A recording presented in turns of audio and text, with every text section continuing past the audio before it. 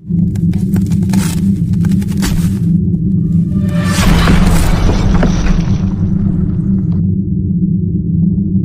City homes good men's delight welfare society Bichauli Mardana Madhya Pradesh की सबसे बड़ी बनी लुटेरी कॉलोनी। प्लाट होल्डरों से लाखों रुपए लेने के बाद में भी उनको ना तो प्लॉट मिले ना डुप्लेक्स मिले।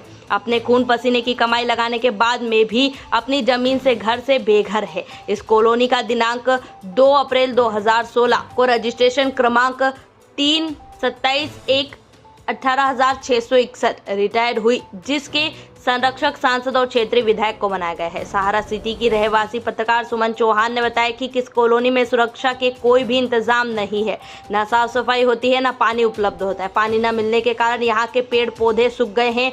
कॉलोनी के आसपास कोई भी सुरक्षा की दीवार नहीं है, जिससे आवारा चोर शराबी उठो गिरोह की तरह वहाँ पर अड्डा बनाए हुए हैं। परेशान होकर रहवासियों ने पूरी कॉलोनी में बैनर फोटो लगा दिए हैं। देश भर में शोर है, सहारा प्राइम सिटी चोर है, अभी तो अंगड़ाई है, आगे और भी लड़ाई है। हम अपना अधिकार मांगते, किसी से भीख नहीं मांगते। सुमन चौहान ने बताया कि अगर किसी भी कारणवश अग्नि की घटना हो जाती है तो यहाँ से फायर ब्रिगेड के सिस्टम भी बिगड़े टूटे हुए हैं। 8 मंजिल जो पुरानी मीडिया बनी हुई है, वहीं पर उसमें अब किसी भी तरह का सुरक्षा का इंतजाम नहीं है।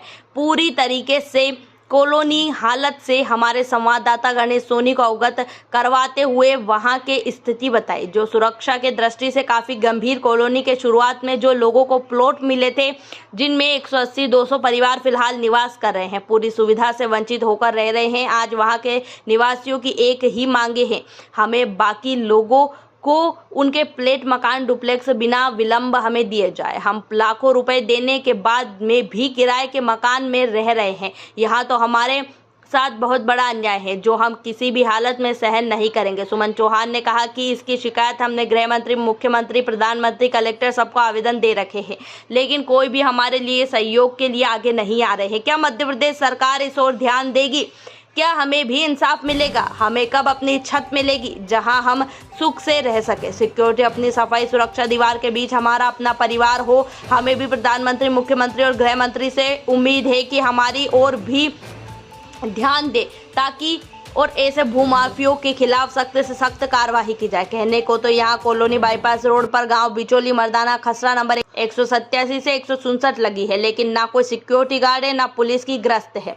इस कंपनी पर नगर निगम का भी 21 करोड़ से भी ज्यादा टैक्स बकाया है, क्योंकि कॉलोनी लाइजर अधिकारी को पैसे देकर मुंह बंद कर देते हैं। इसलिए काफी टाइम तक यहाँ मुद्दा दबा रहा, लेकिन जब मीडिया ने इस आवाज को उठाई, मंत्रालय से सख्त कार्रवाई का दबाव आया, तब जाकर नगर निगम प्रशासन जागा। क्या नगरीय प्रशासन, कैबिनेट मंत्री इनकी ओर भी ध्यान देगा और इनको इंसाफ दिलाएगा? सभी निगाहों की कार्यवाही पर है। लेबर नहीं आ रहे हैं, हम लोग बार-बार मेल कर रहे हैं, वहाँ से कोई रिप्लाई नहीं आ रहा है। आप बताइए क्या प्रॉब्लम है यहाँ पर? कंपनी से प्रॉब्लम आ रही है ना, पेमेंट नहीं हो रहा है। मेन प्रॉब्लम पेमेंट का ही है। पेमेंट होता है तो अभी तक कोई प्रॉब्लम नहीं थी। अभी 2-3 महीने से पेमेंट नहीं हो रहा है कॉन्ट्रैक्टर का, तो वो लेबर भी नहीं कर रहा, उसको पेमेंट कर रहा है। इस वजह से सब प्रॉब्लम हो रहा है। क्योंकि ये काफ़ी चर्चा में है यहाँ पे, लोगों के साथ धोखाधड़ी के बारे में बहुत चर्चा में ये सिटी, तो अभी तक कोई कार्रवाई क्यों नहीं हो पा रही है? और मैनेजमेंट को सब इन्फॉर्म कर दिया गया है, सब कुछ लखनऊ से ही होना है, हमारे हाथ में।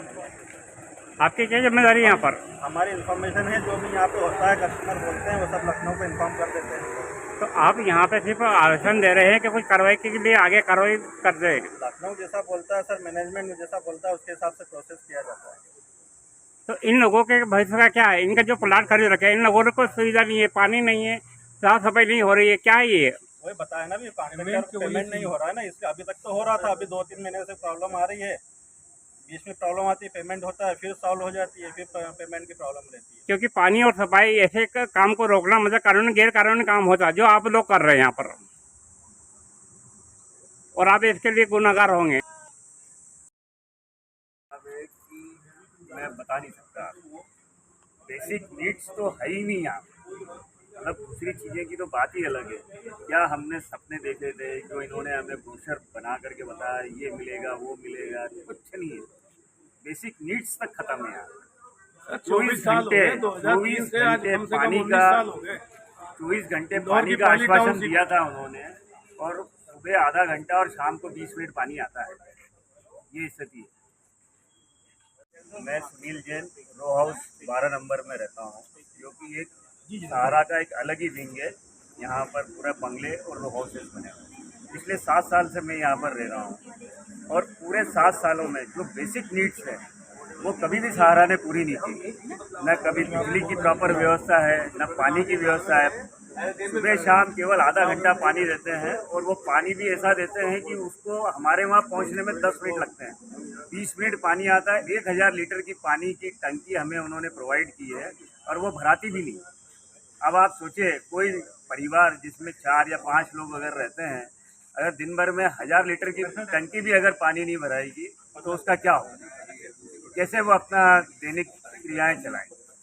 पूरी सफाई नहीं होती है, पूरी बिल्डिंग कहीं भी पूरी टाउनशिप में उस जगह पे सफाई का इतना 8 दिन में कोई व्यक्ति एक आता होगा झाड़ू निकालने के लिए, बाकी पूछो तो बोले है ही नहीं, आज छुट्टी पे है, कभी शादी में। मतलब अव्यवस्था का जितना ज़्यादा यहाँ पर जो परिस्थिति बनी हुई है पुरजोर तरीके से बनी और सारा मैनेजमेंट उसको कम नहीं कर पाता, उसको बढ़ाता ही, वो पूरी तरह से बढ़ा के रखा हुआ है। आप वहाँ पर लोग कभी जैसे ऑटो वाले या टैक्सी वाले आते हैं तो उससे बोले आप यहाँ ऐसे जंगल में रहते हो, बोले आपको डर नहीं लगता है यहाँ पर रहते हुए? ये परिस्थिति है, घबराते हैं। जैसे यहाँ पे तो गेट पे बिठा रखता है ये लोग, कोई सिक्योरिटी नहीं है सर रहने के लिए। अगर सामने आप एक इनकी पूरे टाउनशिप परिस्थिति में देखो, 3.5 किलोमीटर की टाउनशिप राउंडिंग है, जहाँ पर एक आदमी ये आदमी देख लीजिए बैठा हुआ है। रास्ता एक ही कि और भी रास्ते हैं? एक ही रास्ता है, एक ही है। बाउंड्रियाँ कूद के लोग घुसते हैं सर। पर इतनी बड़ी है ये, 90 एकड़ है। 90 एकड़ में जंगल में कोई भी व्यक्ति कहाँ घुस जाएगा, किधर बैठे होगा, किसके घर में घुस जाएगा? घर लावारिस पड़े सालों से, कैमरा सुविधा भी यहाँ पर नहीं है कि दस प्राण है, वो घर टूट चुके हैं, खंडर हो रहा है, खंडर हो चुके हैं।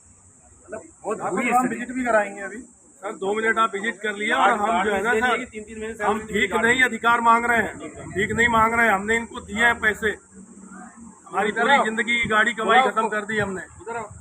गार्ड की 3 महीने सैलरी नहीं बताओ मिली। इनको 3 कितने महीने से कितने महीने 2-3 महीने हो गए, अभी तक सैलरी का कोई पता नहीं है। एक भी गार्ड यहाँ पे नहीं रुकने वाला है। ये निवेदन है गार्ड का कि हमारी सैलरी दे तो हम आगे कुछ काम बढ़ाएं। अभी 15 गार्ड थे, अभी एक बचा है। बस मात्र एक मैं हूँ जो चल रहा हूँ। यहाँ आप चौकीदारी करते हो तो आने जाने वालों पर तुम्हारी निगाह रहती है या नहीं रहती है कि धड़क अंदर आ जाते हैं? पड़ता है, पर अब मैं अकेला क्या करूँ? एक यहाँ पे वो करता है तो मैं गेट खोलता हूँ। भाई एंट्री करने वाला भी तो होना चाहिए ना। अभी आज कोई नहीं है ना, वो भी नहीं। अकेला है, 15 लोगों में से अकेला बचा है वो। हाँ, अब मैं एंट्री करूँगी, गेट खोल। अब आप देख लीजिए सर, हम नहीं बता रहे हैं, ये यहाँ पर जो चौकीदार गार्ड रहते हैं उनके बयान है। आपके खड़े रहते हैं, अभी 25 गाड़ियाँ अंदर और बाहर किसकी एंट्री हुई आप देख रहे हैं?